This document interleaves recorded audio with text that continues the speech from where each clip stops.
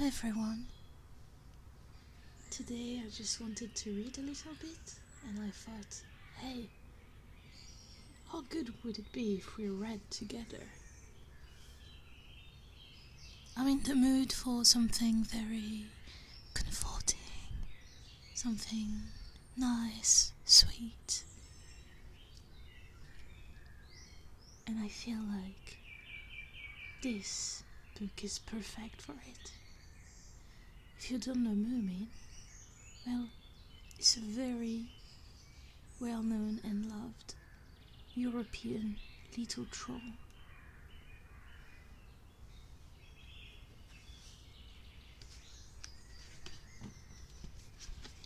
Please, as usual, adjust the volume in case, well, some noise occurs. Maybe I will cough without meaning to. Maybe something will fall and, create a very loud noise. Maybe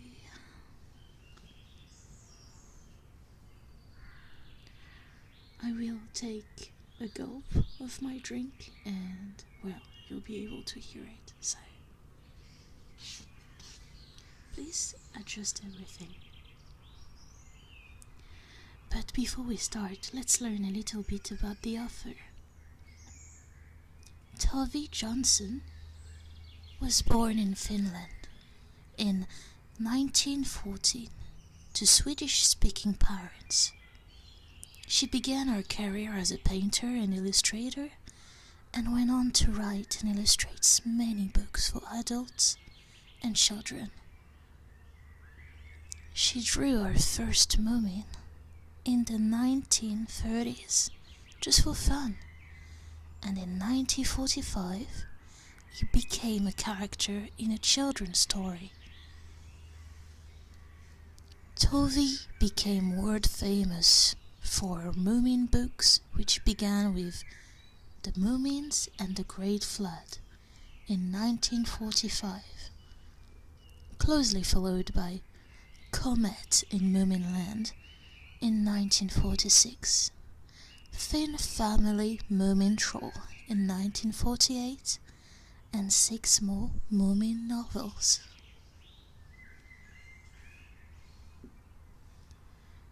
Tove lived and worked with her long-term partner, artist Tuulikki Pietilä, spending the winters in Helsinki and moving in the summer to a beautiful remote island in the Gulf of Finland.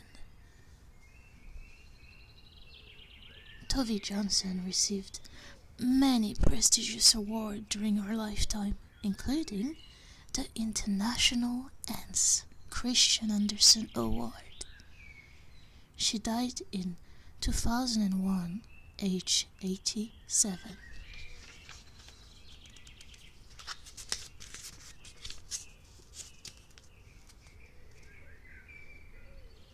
Tales from Moomin Valley. Written and illustrated by Tove Jansson, translated by Thomas Warburton.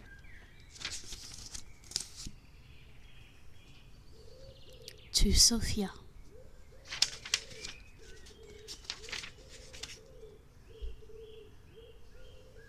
The Spring Tune.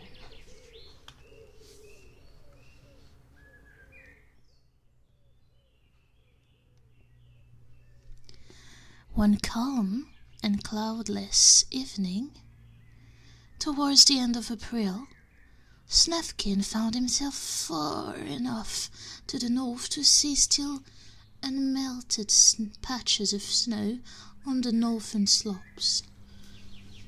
He had been walking all day through undisturbed landscape, listening to the cries of the birds, also on their way northwards, home from the south. Walking had been easy, because his knapsack was nearly empty and he had no worries on his mind. He felt happy about the wood and the weather and himself. Tomorrow and yesterday were both at a distance, and just at the present the sun was shining brightly red between the birches, and the air was cool and soft.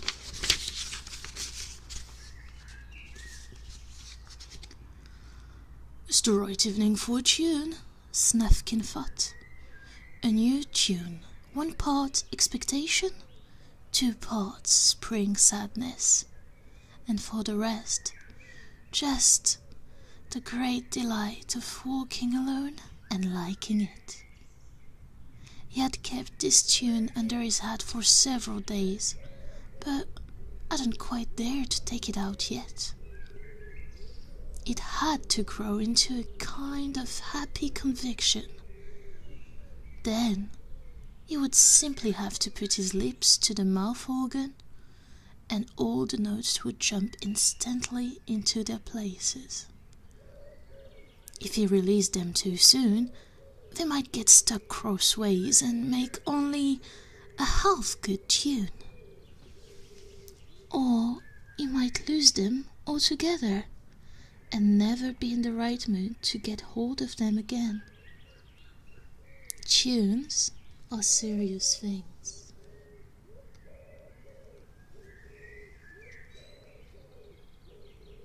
Especially if they have to be jolly and sad at the same time. But this evening, Snufkin felt rather sure of his tune. It was there, waiting, nearly fully grown. And it was going to be the best he ever made. Then, when he arrived at Moomin Valley, he'd sit on the bridge rail and play it, and Moomin would say at once, "That's a good one. Really, a good one." Snufkin stopped in his tracks, feeling just a little bit uneasy. Yes, Moomin always waiting and longing. Moomin who sat at home, who waited for him and admired him, and who always told him, "Of course you have to feel free, or naturally you must go away. I do understand that you have to be alone at times." And all the times his eyes were black with disappointment, and no one could help it. "Oh my," Snufkin said to himself, and continued on his way. "Oh my, he's got such a lot of feelings, this Moomin. I won't think of him now. He's a splendid Moomin, but I don't have to think of him now. Tonight, I'm alone with my tune, and tonight isn't tomorrow." In a little while, Snufkin had managed to forget all about Moomin. He was sniffing around for a good place to camp in, and when he heard a brook a bit further on in the woods, he went towards the sound. The last red ray of sunlight had vanished between the birches. Now came the spring twilight, slow and blue. All the woods was changed, and the white pillar of the birches went wandering further and further off in the blue dusk. The brook was a good one. It went rushing clear and brown over wads of last year's leaf, through small tunnel of leftover ice, swerving through the green moss and throwing itself headlong down in a small waterfall onto a white sand bottom. In places, it drawn sharp as a mosquito.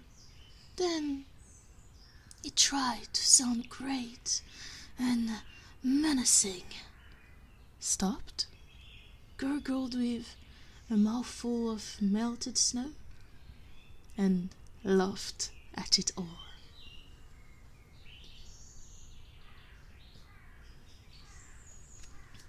Snefkin stood listening in the damp moss. I must have the brook in my tune also, he thought. In the refrain, I think. A small stone suddenly came loose near the waterfall and raised the pitch of the brook a whole octave. Not bad, Snefkin said, admiringly. That's the way to do it. A sudden change just in passing. I'll have to find that brook a tune of its own. He took out his old saucepan and filled it from the waterfall.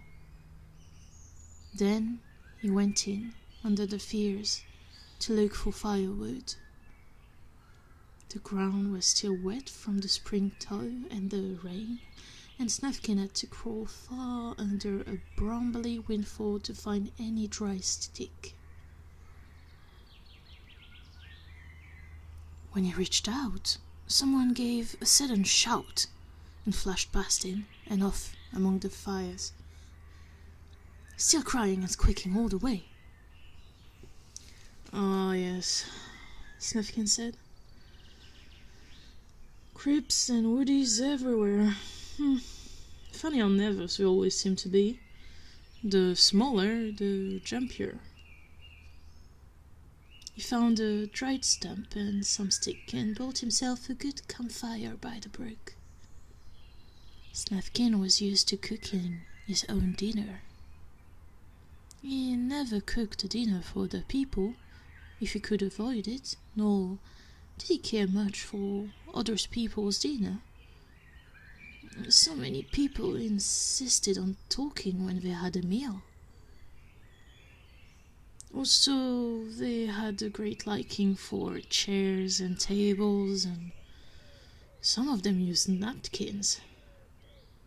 He even had heard of a Emmeline who changed his clothes every time he was about to eat. But that was probably slender. A little distractfully, Snefkin ate his meager soup while he rested his eyes on the green moss by the birches.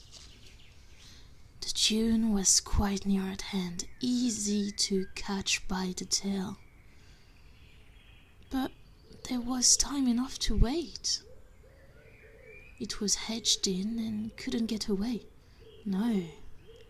Better to wash the dishes first, then light a pipe, and afterwards, when the campfire was burning down and the night creatures started calling for each other, then he'd have it. Snefkin was washing his saucepan in the brook when he caught sight of the creep. He was sitting on the far side below a tree root, looking at him. Its eyes were scared, but very interested, following Snefkin's every movement.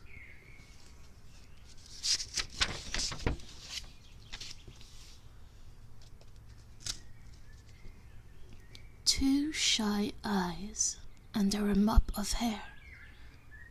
Just the look people have who are never noticed. Snefkin pretended that he hadn't seen the creep. He raked up his fire and cut himself some fir twigs to sit on.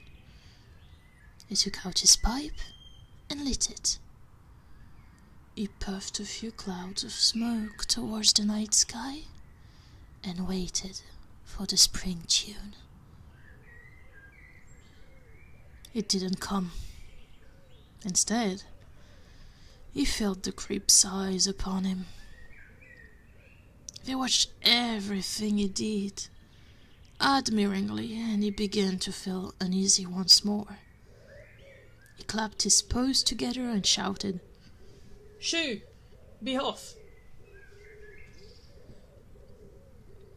At this, the creep slugged out from under the tree root.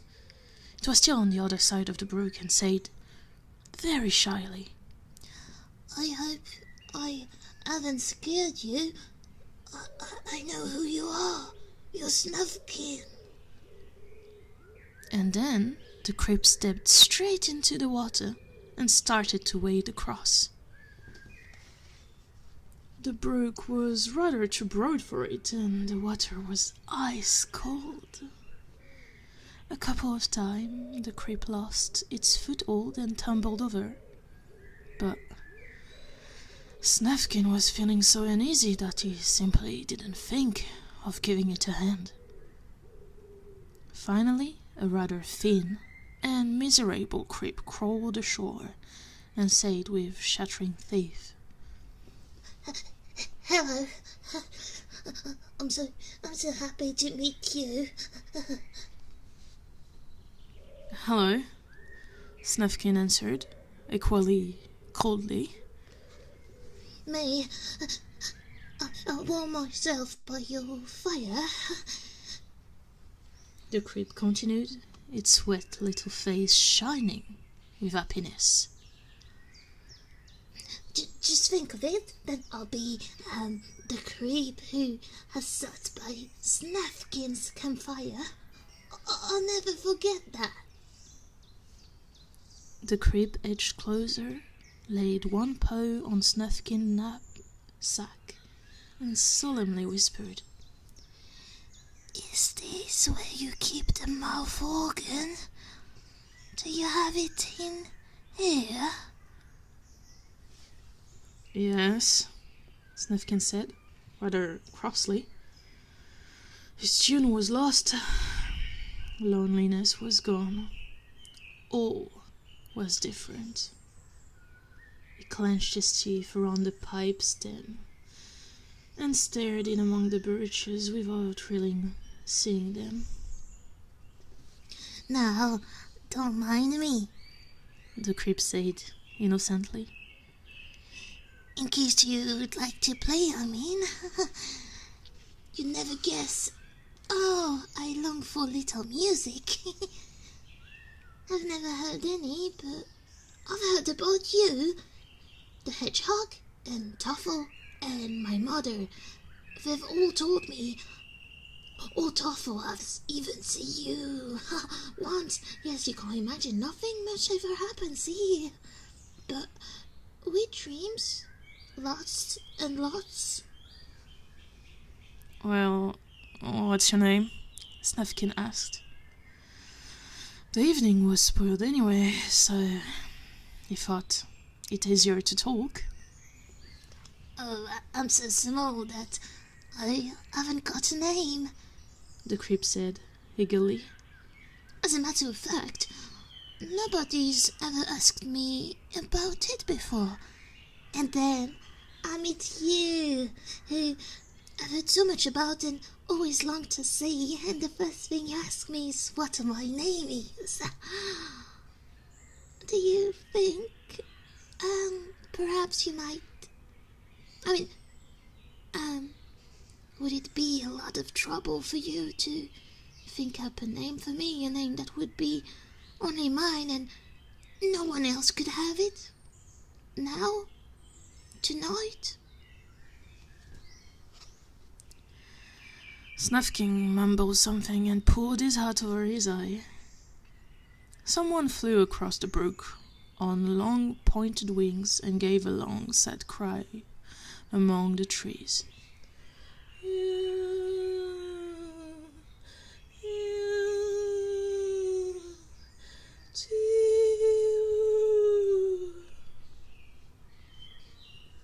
You can't ever be really free if you admire somebody that much, Snufkin suddenly said. I know. Oh, I know you know everything, The little creep prattled on, edging closer still. I know you've seen everything. You're right in everything you say, and I'll always try to become as free as you are. So now, you're on your way to Moomin Valley to have a rest and meet your friends. The hedgehog told me that Moomin Troll started waiting for you as soon as he wakes up from winter sleep. Isn't it nice to know that someone's longing for you and waiting to see you again? I'm coming when it suits me, Snufkin cried, violently. Perhaps I shan't come at all. Perhaps I will go somewhere else. Oh, but then you'll be sad, said the creep. Its fur was beginning to dry and becoming light brown and soft. It picked at the knapsack again and asked cautiously, Would you perhaps, you who have travelled so much? No, Snufkin said, and he thought angrily, Why can't they let me? Why can't they let my wandering alone? Can't they understand that I will talk it all to pieces if I have to tell about it? Then it's gone, and when I try to remember what it really was like, I remember only my own story. There was a long silence, and the night bird cried again. The creeper rose and said in a small voice, Well, I must be off, I think. Cheerio! Cheerio, Snufkin said, fidgeting a little. Listen, that name you asked for? What about Titi-Woo, for instance? Titi-Woo, don't you see? A light beginning, sort of, and a little sadness to round it off. Titi? Who? The little creep stared at him with yellow eyes in the firelight. It thought its name over, tasted it, listened to it, crawled inside it, and finally turned its snout to the sky and softly held its new name, so sadly and ecstatically that Snufkin felt a shiver along his back. Then a brown tail disappeared in the brambles, and all was silent. Golly, Snufkin said, and kicked at an ember. He rapped out his pipe, then he rose and shouted, Hello, come back! But the wood was silent. Oh well, Snufkin thought, you can't always be friendly. It's impossible, there isn't a time.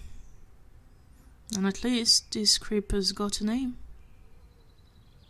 He sat down again and listened to the brook and the silence and waited for his tune to come back. But it didn't come. He knew at once that it had moved too far away to be caught. Perhaps it'd never catch it. The only thing he seemed to hear was the eager and shy voice of the creep, talking and talking and talking.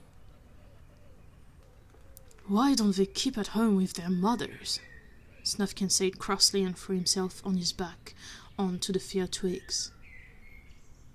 After a while he sat up and shouted once more. He listened for a long time, then he pulled his hat over his snout and went to sleep. The next morning, Snufkin continued his march.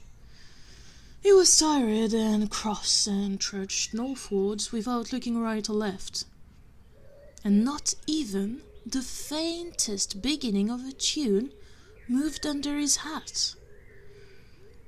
He simply could not think of anything but the creep. He remembered every single word it had said and every word he had said himself, and he chewed them over and over until he felt sick and had to sit down and rest. What's come over me? Snufkin thought, angry and bewildered. I've never felt like this before. Oh, I must be here. He rose and continued his way, and it started all over again. Everything the creep had told him, and all he had said in reply. Finally, he had to stop. In the afternoon, he turned about and started back. After a while, he felt better. He went faster and faster. He bubbled as he ran. Little tunes flitted about his ears, but he hadn't the time to catch them. Towards evening, he was back in the birch wood and started to call. "Titty-hoo!" he cried. "Titty-hoo!" And the night birds awoke and answered him. "Tee-hoo! Tee-hoo!" But he heard nothing from the creep.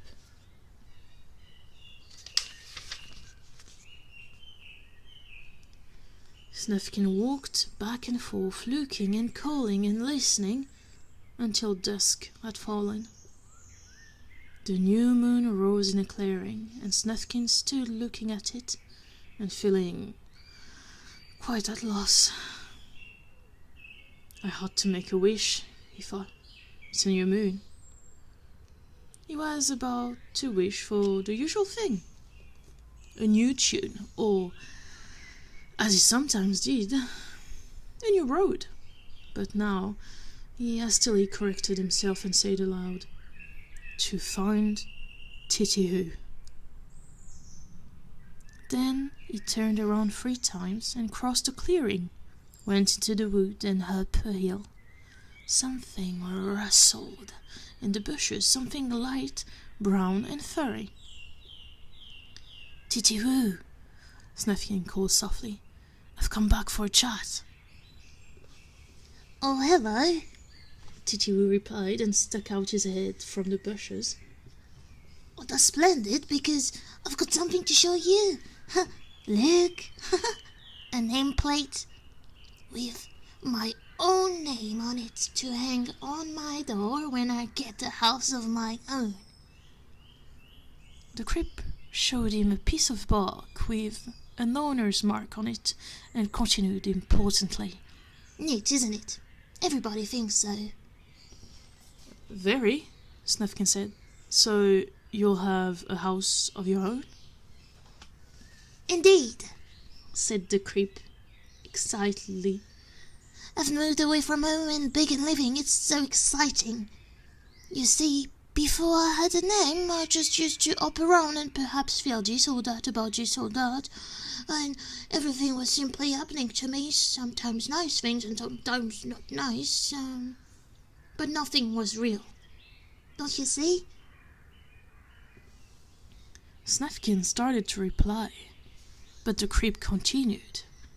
Now, I'm a person, and everything that happens means something.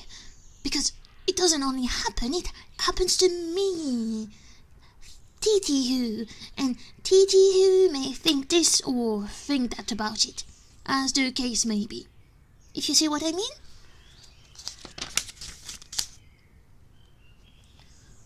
Certainly I see, said Snufkin. That's good for you.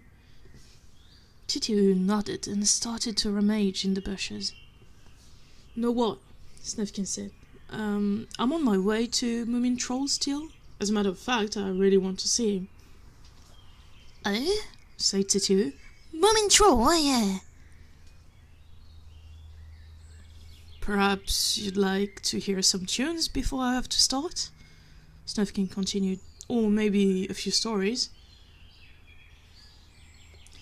The creep stuck out its head and said, Stories? Oh, yes. Later tonight, perhaps. Just, at the moment, I'm in quite a hurry. I'm sure you don't mind. The light brown tail vanished in the ether, and after a while, Titty-hoo's ear came to view a bit further away, and he called out, Cheerio, and give my greetings to Moomin Troll. I have to leave as fast as I can because I've lost a lot of time already. Then he was gone. Snufkin scratched his head. So, he said to himself, "Yes, I see." He stretched out on his back and looked up into the spring sky. It was a clear, dark blue straight above him and sea green over the treetops.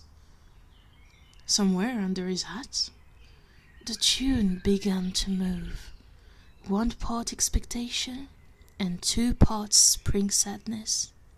And for the rest, just a colossal delight at being alone.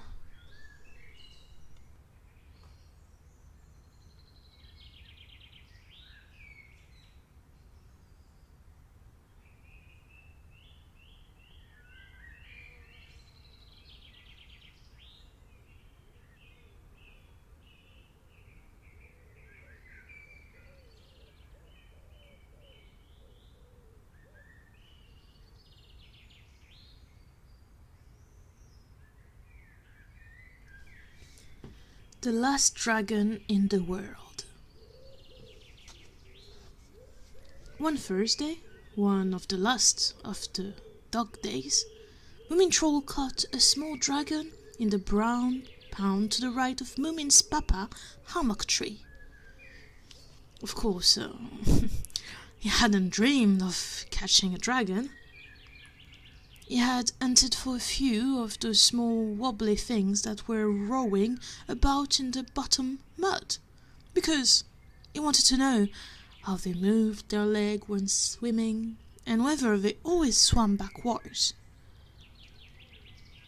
But when he lifted his glass jar against the light, there was something altogether different in it.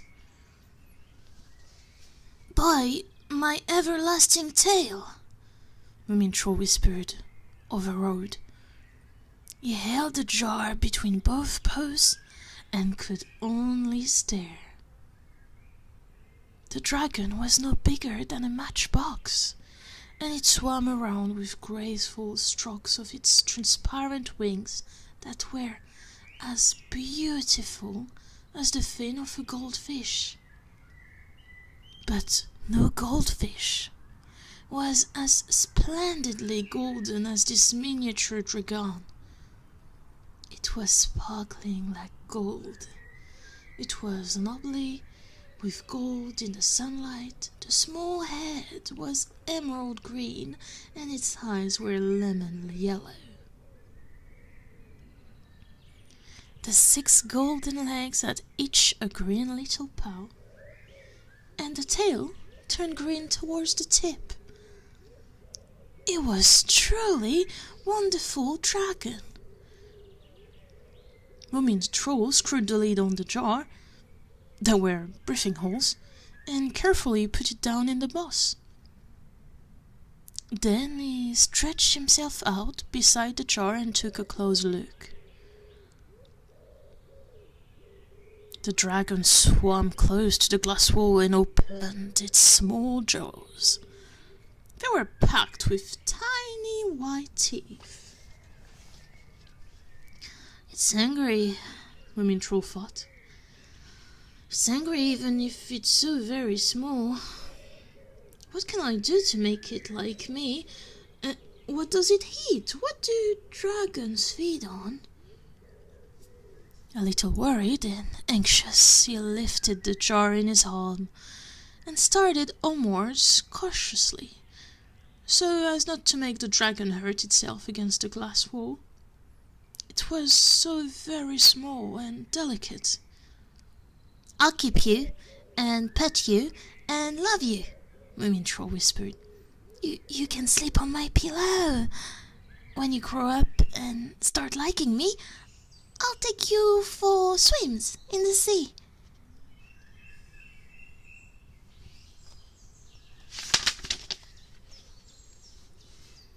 Moomin Papa was working on his tobacco patch.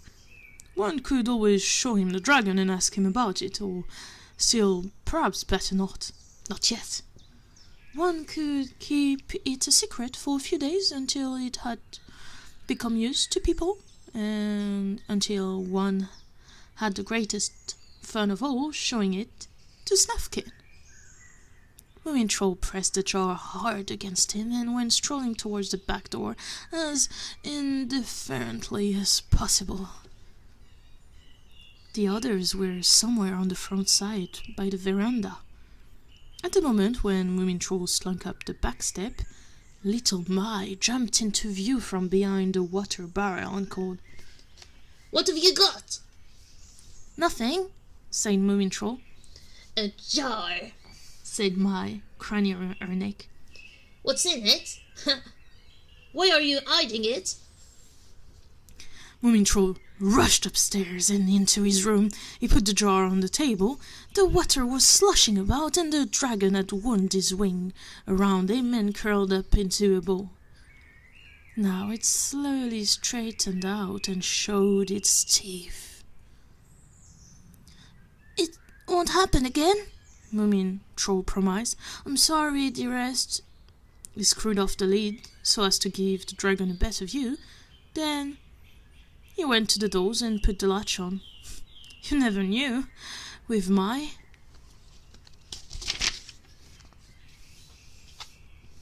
When he returned to the dragon, it had crawled out of the water and was sitting on the edge of the jar. Moomin Troll cautiously stuck out a paw to fondle it. At this, the dragon opened its jaws again and blew out a small cloud of smoke. A red tongue darted out like a flame and vanished again. "I..." said Moomin Troll, because he had burned himself. Not much, but distinctly. He admired the dragon more than ever. "You're angry, aren't you?" he asked in a low voice. "Oh, you're terribly wild and cruel and wicked, are you? What?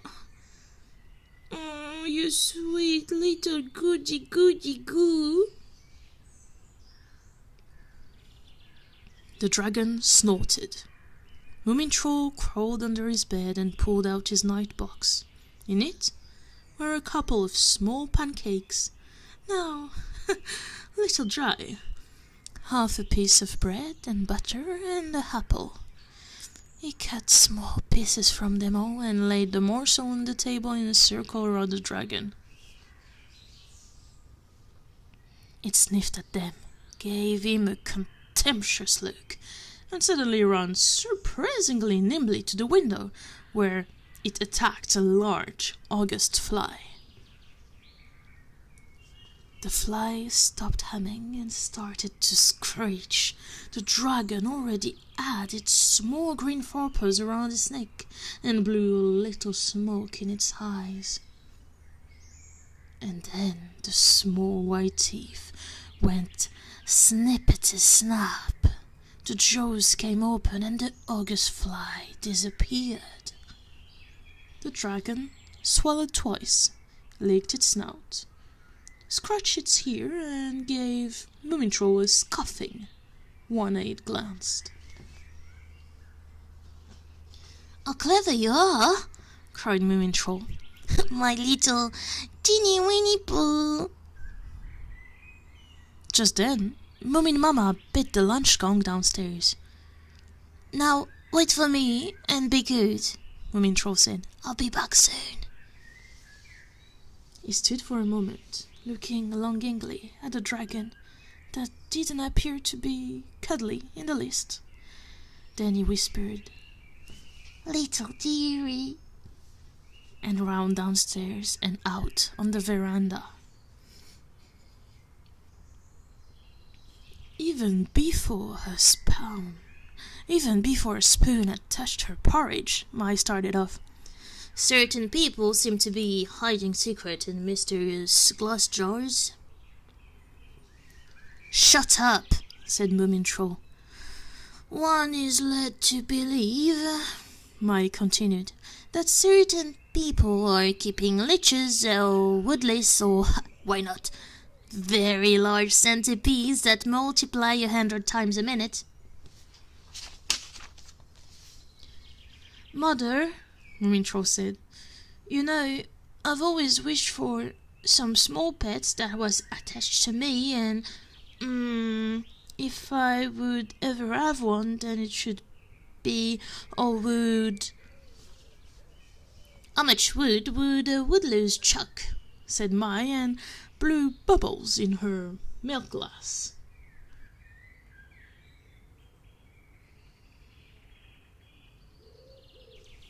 What? Asked Moomin Papa and looked up from his newspaper. Moomin Troll has found a new animal, Moomin Mama explained. Does it bite? It's so small it can't bite very hard, Our son mumbled. And when will it grow up? Asked the Mimble. When can one have a look at it? Does it talk? Moomin Troll was silent. Now, all was spoiled again. One had to have the right to have a secret and to spring it as a surprise. But if you live inside a family, you have neither. They know about everything from the start, and nothing's any fun after that. I'm going down to the river after lunch, Moomin Troll said slowly and contemptuously. Contemptuously as a dragon. Mother, please tell them that they're not to go into my room. I can't answer for consequences. Good, said Moomin Mama and gave Mai a look. Not a living soul may open his door. Moomin Troll finished his porridge in dignified silence. Then he went out, through the garden, down to the bridge. Snufkin was sitting before his stand, painting a cork float. Moomin Troll looked at him, and straight away he felt happy over his dragon again. He said, families are cross sometimes. Snufkin grunted in agreement without taking his pipe from his mouth. They sat silent for a while, in a male and friendly solidarity. By the way, Moomin Troll suddenly said, have you ever come across a dragon on your wanderings? You don't mean salamander, lizards, or crocodiles, apparently? Snufkin replied after a long silence.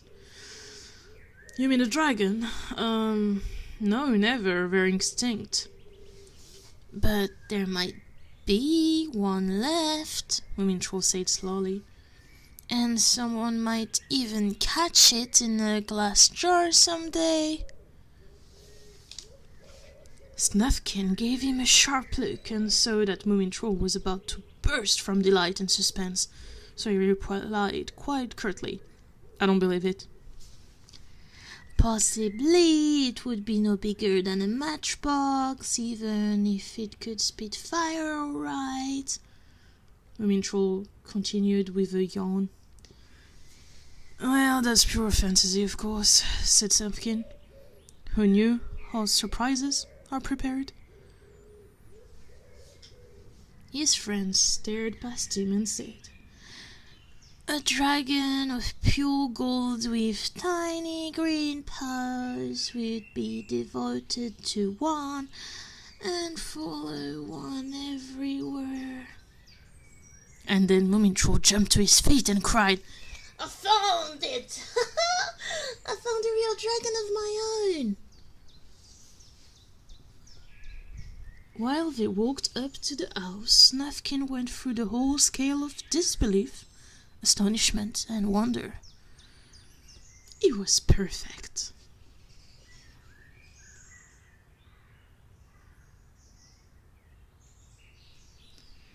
They went upstairs, opened the door with great caution, and went in.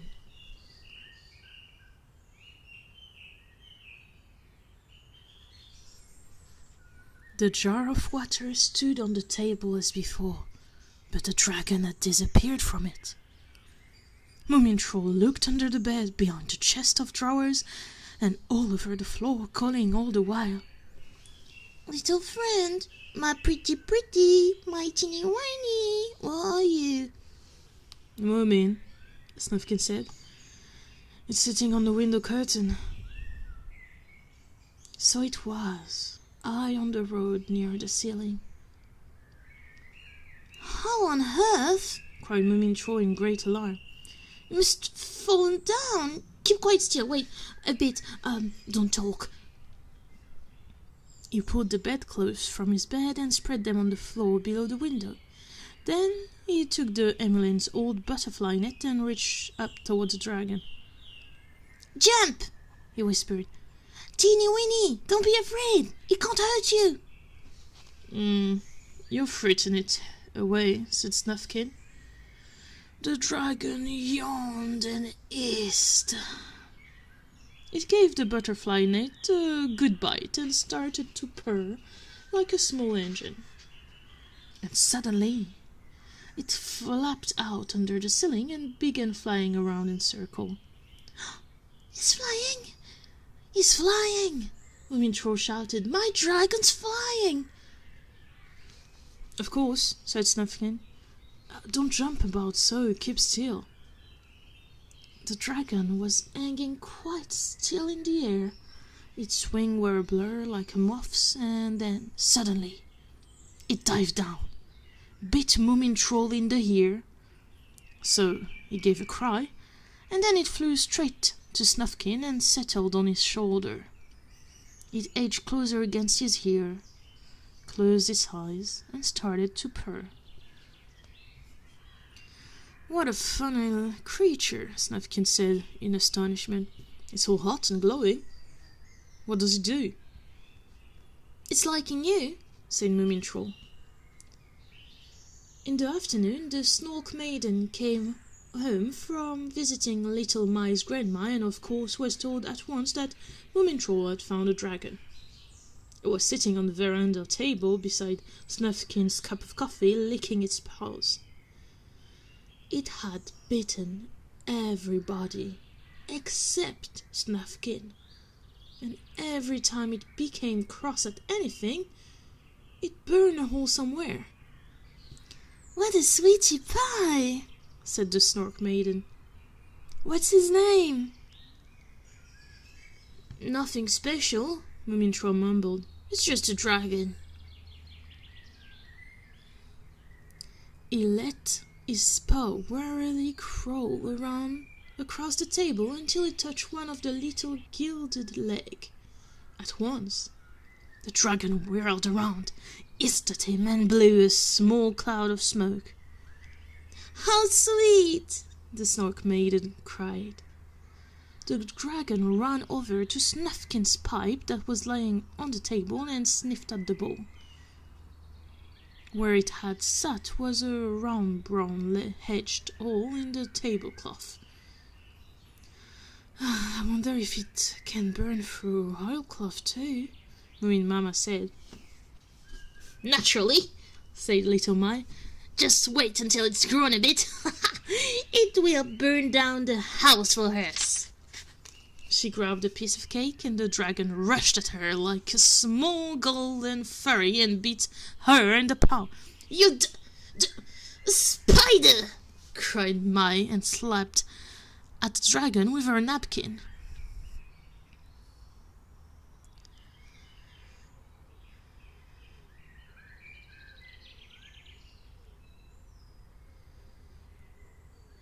If you say things like that, you'll never go to heaven. The Mimble started instantly, but Moomin Troll cut her short with a cry. It wasn't the dragon's fault. He thought you wanted the fly that was sitting on the cake. You and your dragon, cried Mai, whose paw was really hurting badly. It isn't yours even, it's Snufkin's because it likes only him. There was a silence. Did I hear the small fry squeak? Said Snufkin and rose from the table. A few hours more and it will know where it belongs. Well, be off, fly to your master. But the dragon had settled on Snufkin's shoulder again and clung to it with all 6 clawed paws, purring all the while like a sewing machine. Snufkin picked it up between thumb and forefinger and put it under the tea cozy. Then he opened the glass door and went out in the garden. "Oh, you suffocate!" Moomin said and lifted the tea cozy half an inch off the table. The dragon came out like lightning, flew straight to the window, and sat there staring after Snufkin with its paw against the pan. After a little while, it began to whine, and its golden color turned to grey from neck to tail. "Dragons," Moomin Papa broke the silence, "disappeared from public consciousness about 70 years ago. I've looked them up in the encyclopedia. The last to keep alive was the emotional species with strong combustion. They are most stubborn and never change their mind about anything."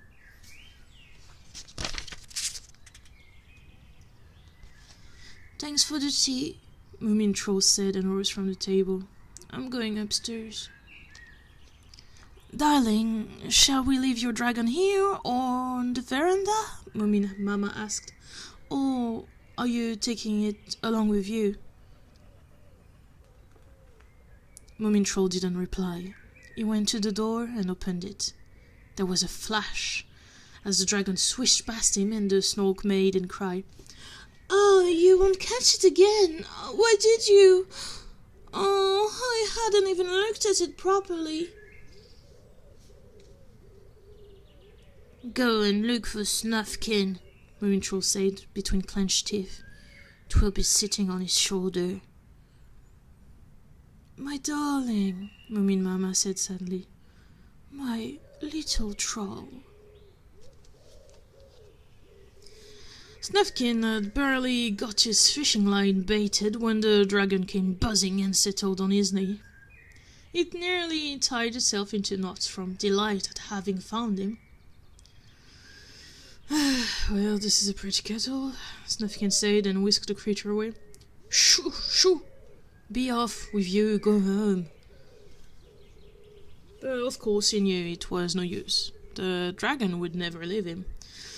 And for all he knew, it could live 100 years.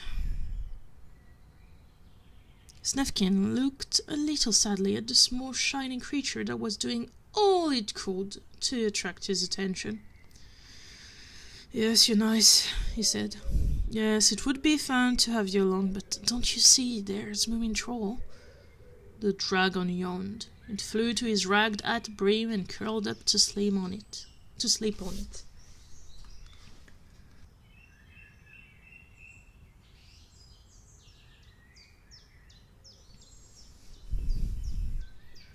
Snufkin sighed and cast his line into the river. His new float bobbed in the current, shining brightly red.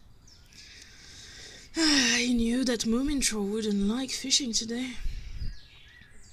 The grog take it all. The hours went by.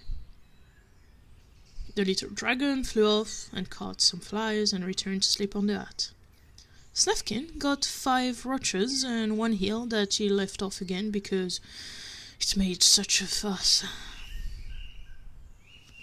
Towards evening, a boat came down the river. A youngish Emmeline steered. "Any luck?" he asked. So, Snufkin replied. "Going far?" "Oh, well," said the Emmeline. "Throw me your painter," Snufkin said. "You might have use for a few fish. Swaddle them in damp newspaper and roast them on the embers. It's not too bad." "And what do you want?" asked the Emmeline, who wasn't used to present. Snufkin laughed and took off his hat with the sleeping dragon. "Now, listen," he said. "Take this with you as far as you're going and leave it in some nice place where there are a lot of flies. Fold up the hat to look like a nest and put it under a bush or something to make this dragon feel undisturbed. A dragon, is it? The Moomin asked suspiciously. Does he bite? How often does one have to feed him? Snufkin went into his tent and returned with his old tea kettle. He shoved a tuft of grass down into it and cautiously let the sleeping dragon down after it. Then he placed the lid firmly on and said, "You can poke some flies down the nozzle now and then, and pour in a few drops of water sometimes also. Don't mind if the kettle becomes hot. Here you are. After a couple of days, you can leave it." "Well, it's quite a job for 5 roaches," the Emmeline replied sourly and hauled on his painter. The boat started to glide with the current. "Don't forget the hat," Snufkin called over the water. "It's very particular about my hat." No, said the Emmeline, and disappeared round the bend. "He'll burn his finger sometimes," Snufkin thought. "Might serve him, all right." Moomin Troll came after sundown. "Hello," Snufkin said. "Yippee," Moomin Troll said, tonelessly. "Caught any fish?" So, Snufkin replied. "Won't you sit down?" "Oh, I just happened to pass by," Moomin Troll mumbled. There was a pause. A new kind of silence, troubled and awkward. Finally, Moomin Troll asked, "Does he shine in the dark?" "Who?" "Oh, the dragon. I just thought it might be fun to ask if a creep like that shines in the dark." "Oh, I really don't know," Snufkin said. "You'd better go home and take a look." "But I've let him out," Moomin Troll cried. "Didn't he come to you?" "Nope," Snufkin said, lighting his pipe. "Dragons, they do as they like. They're pretty flighty, you know. And if they see a fat fly somewhere, they forget everything else. This dragon, they're really nothing much." Moomin Troll was silent for quite a while.